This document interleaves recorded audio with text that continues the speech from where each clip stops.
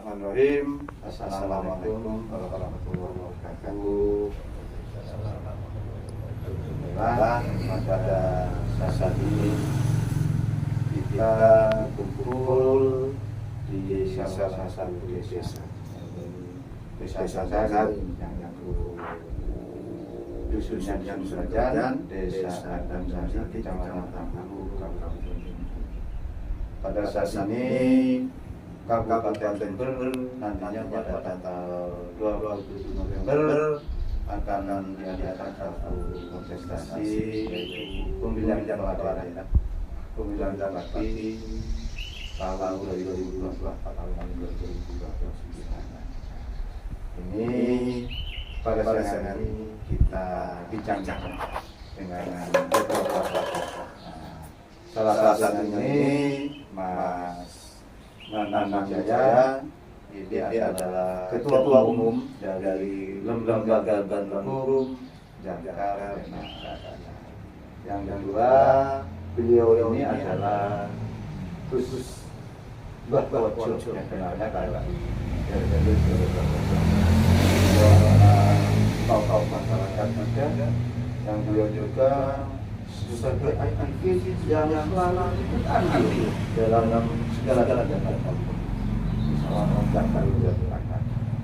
Yang ketiga ini adalah Mas Cacat, Mas Cacat Tukupil. Beliau adalah seorang jurnalis. Beliau adalah CEO dari Media Global Group yang ada di wilayah. Baiklah, kita akan berbincang-bincang sedikit ini. Jangan terlalu banyak, memang kan seperti itu. Pak Nanang Wijaya, Pak Nanang Wijaya ini selaku Ketua Lembaga Bantuan Hukum dari Jangkar Pena Keadilan. Berarti Mas Nanang ini kan setiap harinya istilahnya sebagai aktivis yang bergerak ke sana kemari, kan seperti itu. Mengenai persiapan ini Mas Nanang, dan tanggal 27 November ini akan diadakan pemilihan kepala daerah ini Mas Nanang, kan seperti itu. Mungkin karena Mas Nanang itu selalu bergerilya terutama di Kabupaten Jember ini. Gimana suara-suara dari masyarakat khususnya di Kabupaten Jember ini Mas Nanang? Terkait tentang pilkada. Siapa saja sosok-sosok ini nanti yang dikenal oleh masyarakat? Gimana? Monggo Mas Nanang. Siap. Untuk yang sementara waktu saya dengar di lapangan, kebetulan banyak suara yang mencalonkan dari ketiga calon, ya salah satu Gus Papait, Ya, yang Gus kebetulan dia itu juga sebagai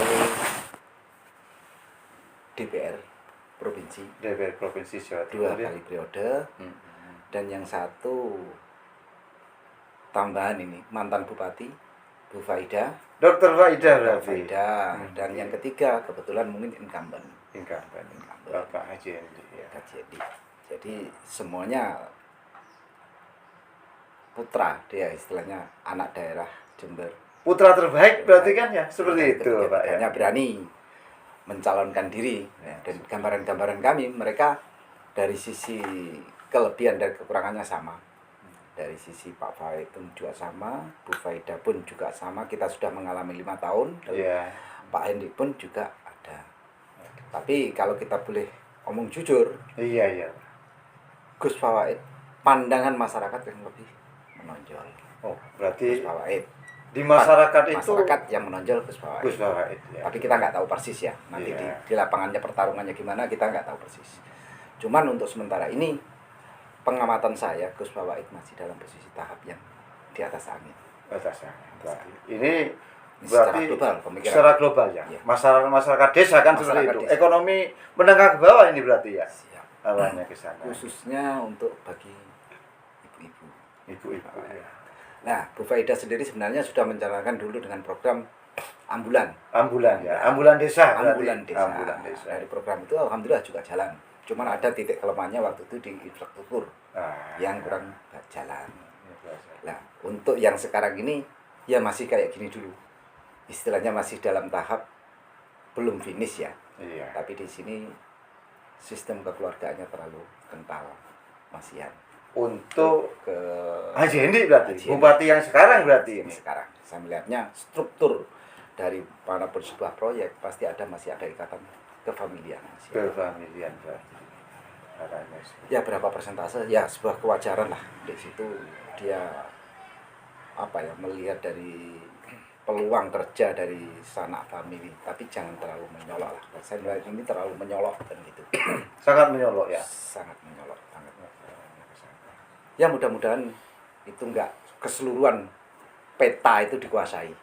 Masih ada celah-celah lain putra daerah yang terbaik di antara mereka kan gitu.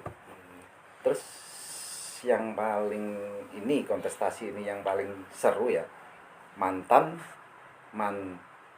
ya istilahnya mantan akhirnya kan ada si mantan Pak Bupatinya dengan yang baru. Lah padahal Gus Fawait saya rasa untuk pemilihan DPR yang pertama periode pertama dengan yang kedua nilai kelonjakannya lebih bagus yang kedua. Jadi saya nggak bisa membandingkan, tapi cara kerja saya istilahnya cara kerja dari Pak Fawait sangat bagus sekali. Luar biasa. Untuk menata jaringan. Kalaupun DP1 malah mengangkat anak muda. Kan dengan usia berapa sekarang Gus Fawait? Kalau tidak salah. Sangat muda. Iya, berarti kan untuk mendukung putra-putra daerah, anak-anak remaja yang bisa berpotensi untuk jadi pemimpin. Bukan orang tua aja, berarti orang muda pun bisa untuk jadi pemimpin.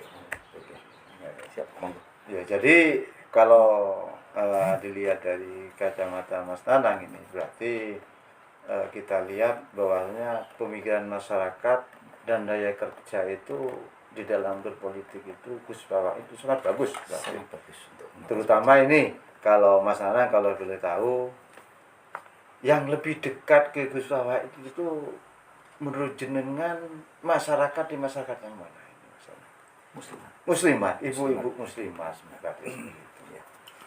Berarti ke sana gitu. Ini menurut kacamata jenengan bisa melakukan sholawatan. Iya. Dia mengadakan kegiatan sholawatan ya.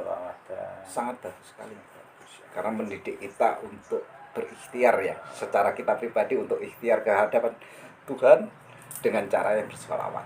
Di samping situ kan terjadinya sebuah perkumpulan sholawatan, salah satu kedekatan kita terhadap pencipta kita, kedua saling silaturahmi yang terjadi. Kita sudah ini secara kacamata Mas Nanang ya. Setelah melakukan survei ke bawah kan seperti itu, Mas Nanang. Kalau dikatakan survei tidak, sambil ngobrol hal-hal lain muncul dari situasi-situasi yang ada di Jawa.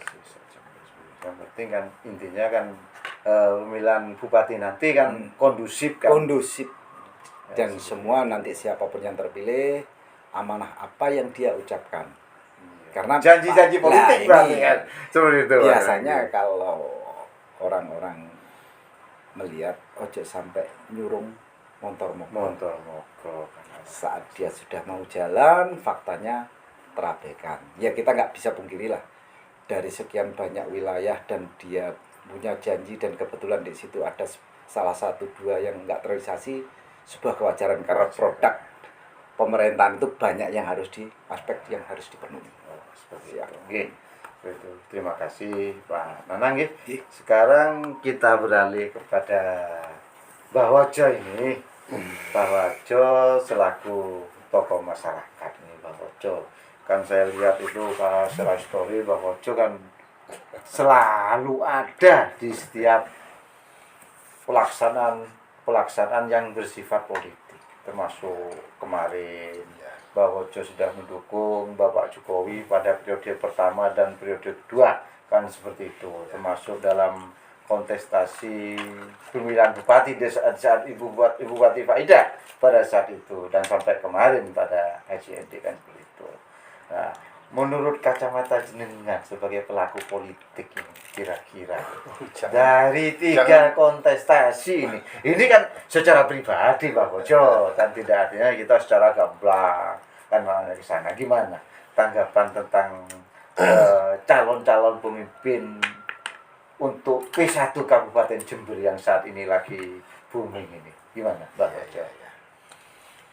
Yang pertama barusan kok bilang politik ya. Iya, betul. Terus terang saya belum pernah berkecimpung di dunia perpolitikan. Berpolitikan ya. Tapi selalu aktif kan? Tapi Andil dalam kegiatan, Mbak Hojo. Semuanya itu adalah saudara-saudara Oh, kita yang begitu. perlu kita rangkul bareng. Yang penting satu tujuan, satu misi, hanya untuk kemaslahatan rakyatnya, Kemaslahatan. kesejahteraan rakyat. Siapapun monggo yang jadi pemimpin.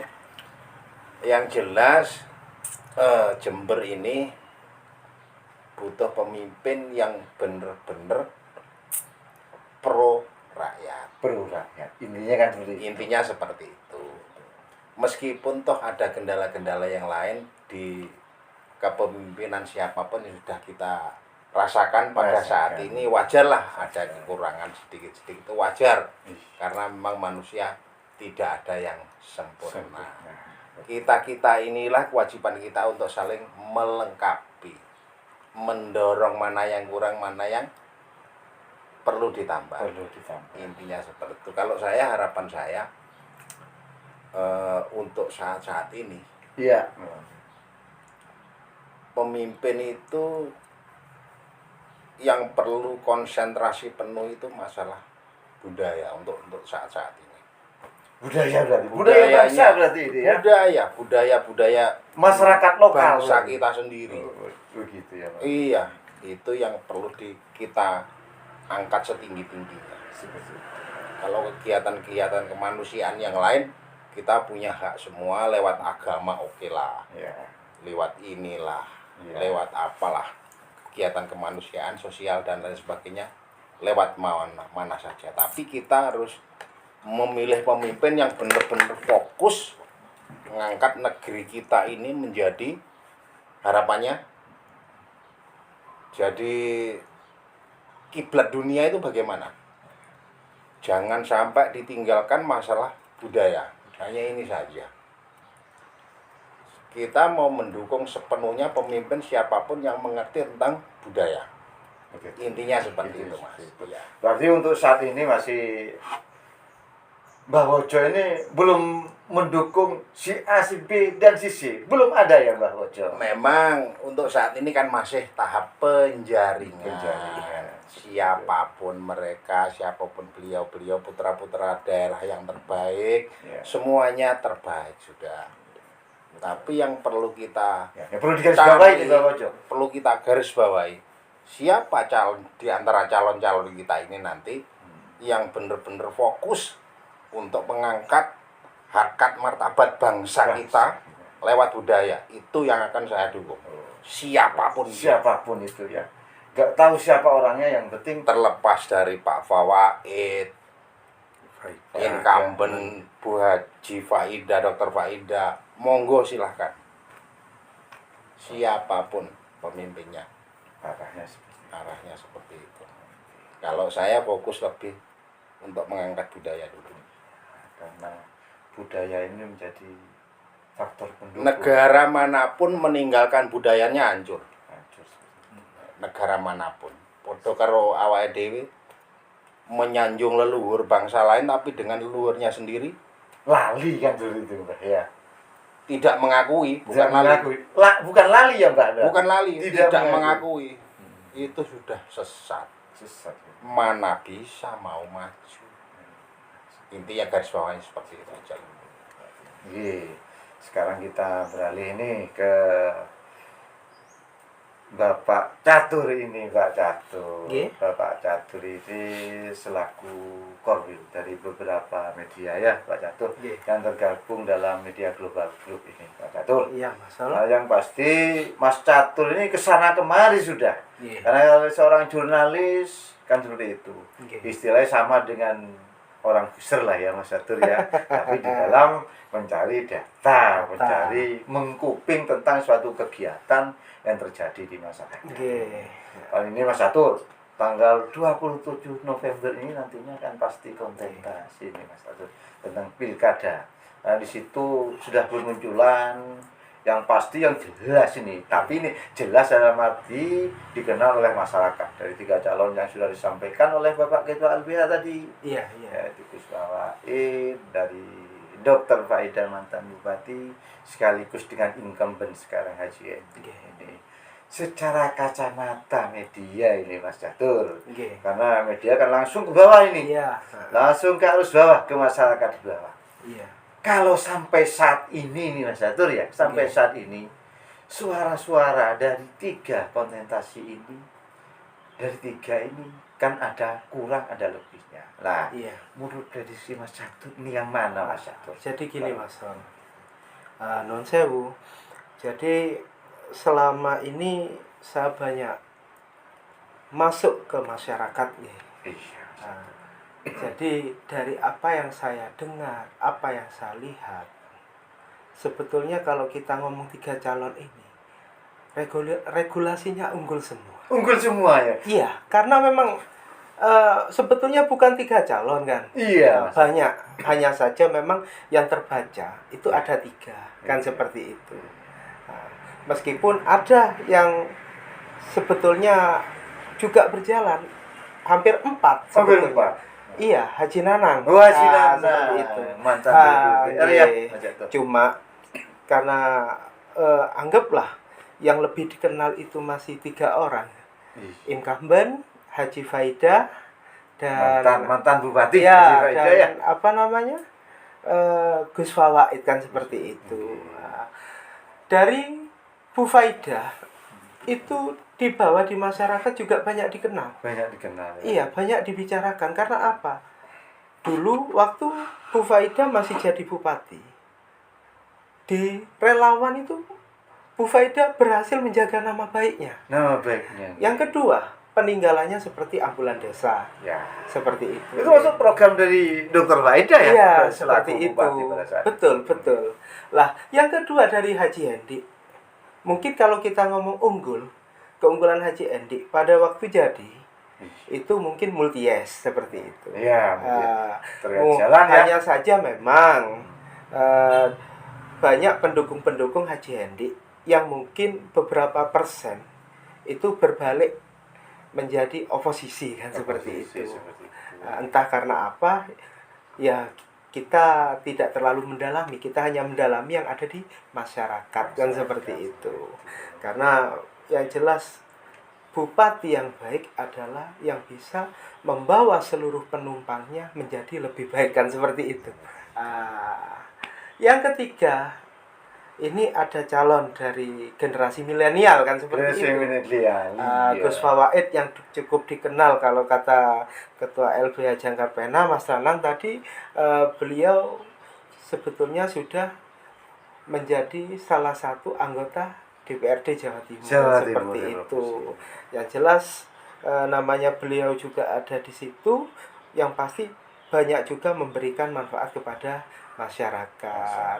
Hanya saja tetap kita tarik lagi seperti kata Mbah Wojo tadi, selain masyarakat, pemimpin yang baik juga yang bisa mengangkat harkat martabatnya melalui apa?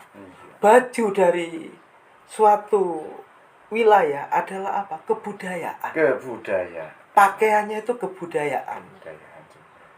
Apabila suatu pemimpin tidak bisa membawa kebudayaannya untuk menjadi apa kerja pemimpin tersebut kan, seperti itu. Jadi pemimpin itu memang kalau menurut saya, satu, ke masyarakat harus bisa mengayomi, betul. membawa, Ya. karena pemimpin itu supir, masyarakat adalah penumpangnya. Lah supirnya mabuk, otomatis penumpangnya juga ikut goyah kan, seperti itu. Yang kedua, pakaian. Iya. Kembali lagi kalau dalam agama, pakaian itu apa? Penutup, apa namanya? Menutupi aurat. Menutupi raga ya. Iya. Semakin bagus pakaian, aji raga soko busono. Nah, seperti itu. Iya, karena apa? Kebudayaan itu pakaian. Tanpa kebudayaan, kita sama dengan orang yang telanjang kan, seperti itu. Kalau kebudayaan tidak dijaga dengan baik, sama saja kita pakai baju berlubang atau dalam Jawa ini bolong-bolongan seperti itu. Di mana letak harga diri suatu wilayah kalau berpakaian saja tidak bisa? Kalau kita tidak bisa berpakaian, bagaimana kita bisa memimpin ini para penumpang tadi? Seperti itu, Mas. Jadi kalau saya sendiri melihat regulasi dari ketiga calon yang paling banyak disebut di masyarakat. Jadi yang paling banyak disebut memang ada 3. Ya. Gus Fawaid, Dr. Faidah, dan Haji Hendi Siswanto, seperti itu. Jadi untuk sementara ini kita masih belum bisa memprediksi. Karena apa? Itu tadi sama-sama diunggulkan. Kalau kita pakai kacamata media, kacamata netral, seperti itu. Hanya saja dari ketiga calon ini memang betul-betul putra daerah terbaik, seperti ya. itu. Calon-calon pemimpin terbaik kan, Iya. seperti itu. Jadi untuk prediksi siapa yang jadi, nanti yang menentukan adalah masyarakat Kota Jember. Seperti itu, Mas Hol. Jadi itu saja statement yang bisa saya berikan. Monggo saya kembalikan ke Mas Holi. Nah, ini kan prediksi siapa akan terpilih. Intinya pada saat ini kan dari Kecamatan Mas Catur nanti semua akan berpulang kepada masyarakat. Kan seperti itu. Termasuk dari Bapak Ketua LBH Sangkapena, dari tiga-tiganya yang disuarakan oleh masyarakat, seperti itu. Lain yang luah lagi dari Mbah Wojo, intinya adalah Mbah Wojo siap mendukung siapa calon pemimpin yang bisa mengangkat tradisi sebagai budaya bangsa. Kan seperti itu arahnya. Mungkin pada hari ini kita bincang-bincang, ngopi bareng, kan seperti itu, nggih? Iya. Dengan para tokoh ini kita mulai awal pada hari ini, insya Allah. Kan berikutnya kita dapat berkoordinasi lagi dengan Bapak sekalian, nanti kita bahas kepada lebih lanjut. Karena apa? Memang pada saat ini masih dalam proses tahapan, kan seperti itu. Insya Allah pelaksanaan pendaftaran kan masih belum selesai karena masih menunggu rekom dari semua partai. Iya, Seperti betul. itu. Terima kasih atas kehadiran Bapak Ibu sekalian. Mungkin itu. Baiklah pemirsa, pada siang hari ini kita cukupkan sampai hari ini, sampai jam 1 ini. Insya Allah kurang lebih 30 menit kita berbincang-bincang, ngopi bareng dalam rangka membahas tentang calon-calon pemimpin kita, calon bupati kita pada periode tahun 2024 sampai 2029. Untuk lebih lanjut, kita nanti bincang-bincang, kita tentukan lagi dengan siapa lagi. Monggo kita ikuti kita terus. Mungkin itu aja. Saya ucapkan lagi terima kasih pada Bapak Catur, kepada Bapak Nanang Wijaya, dan Mbak Mojo nanti atas kehadirannya. Oke, ya, kita akhiri sampai di sini. Wabillahi taufiq wal hidayah. Wassalamualaikum warahmatullahi wabarakatuh. Waalaikumsalam.